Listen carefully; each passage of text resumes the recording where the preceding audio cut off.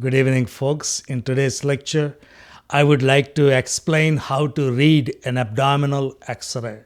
The most common plain radiograph of the abdomen is an anteroposterior view. Okay, this is AP view you take with the patient in supine position. The AP view of the abdomen is also called by the acronym KUB film. KUB film. Here it includes the kidneys, ureters, and bladder. So KUB stands for those things: kidneys, ureters, and bladder. When acute abdominal disease is suspected clinically, an erect film of the abdomen and a posterior anterior PA view of the chest are also required. Digital imaging is becoming more common nowadays, and abdominal images may be viewed on a computer monitor rather than on films. That's what I do in my practice.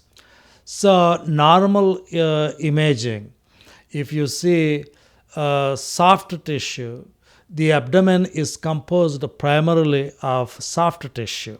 The density of soft tissue is similar to the density of water, and the difference in density between solid and liquid is not distinguishable on a plain radiograph. The liver is a homogeneous structure located in the right upper quadrant. The hepatic angle delineates the lower margin of the posterior portion of the liver. So you can clearly see this hepatic angle here in this normal plain film of the abdomen.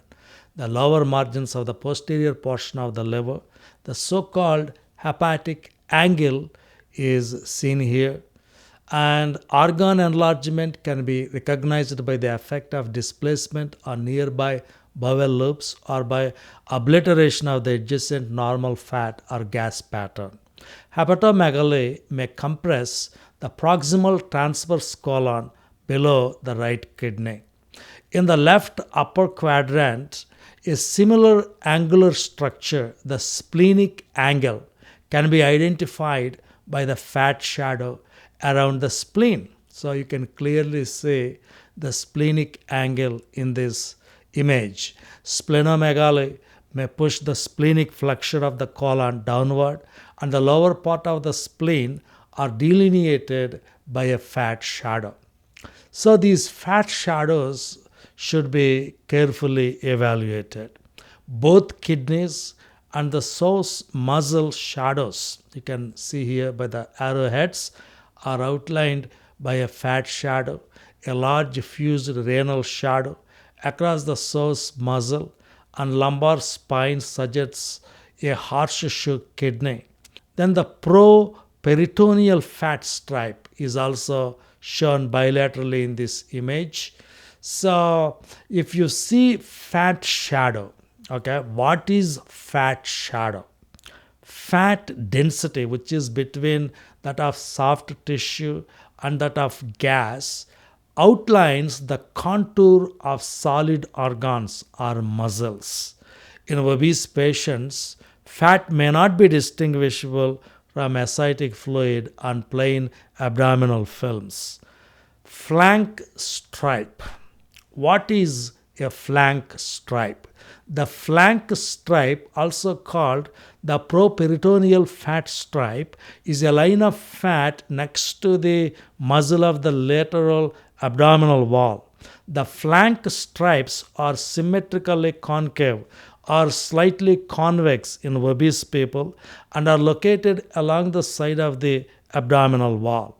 The normal properitoneal fat stripe is in close proximity to the gas pattern seen in the ascending or descending colon. Widening of the distance between the properitoneal fat stripe and the ascending or descending colon suggests fluid such as abscess or ascitic fluid or blood within the paracolic gutter. So fat is present in the retroperitoneal space adjacent to the psoas muscle in this diagram. The psoas muscle shadow may be absent unilaterally or bilaterally as a normal variant or even as a result of inflammation, or sometimes hemorrhage, or sometimes neoplasms of the retroperitoneum. Unilateral convexity of the psoas muscle contours suggests an intramuscular mass or abscess. The quadratus lumborum muscles may be delineated by fat located lateral to the psoas shadow. So when you look at this X-rays, always look for fat shadows, how they are affecting it. Even when you look at the pelvis, the fatty envelope of the obturator internus muscle is seen in the inner aspect of the pelvic inlet. The dome of the urinary bladder may be delineated by fat. And also look at the gas patterns. The gas has the lowest density. You can see some gas patterns in this X-ray. It is seen in the stomach and colon, but it is rarely seen in the normal small bowel because the air rapidly traverses the organ. Presence of more than a minimal amount of gas in the small bowel should be considered abnormal, and it is indicative of a functional ileus or sometimes even mechanical obstruction. So whenever there is this gas showing all over the abdomen, you need to think about functional ileus or mechanical obstruction.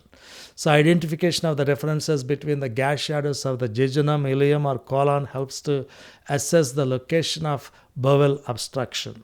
A gas pattern in distended intestinal loops is usually limited above the point of mechanical obstruction, but functional ileus has a more diffuse distribution in both the small intestine and the colon.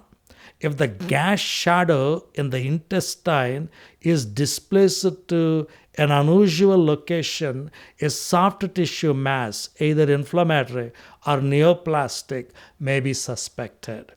The presence of air fluid levels in a distended small intestine on upright films suggests either functional ileus or mechanical obstruction.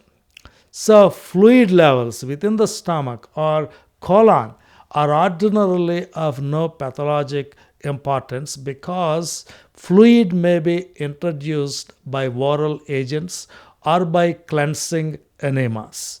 The presence of solid material within a mottled appearance and small bubbles of gas surrounded by the colonic contour suggests feces in the colon. So you need to identify what is feces, what is normal gas, what is fat shadow, what is abnormal fat shadow, what is abnormal gas pattern, what is abnormal mass, and all these things you need to look for in an abdominal X-ray. That's all for today.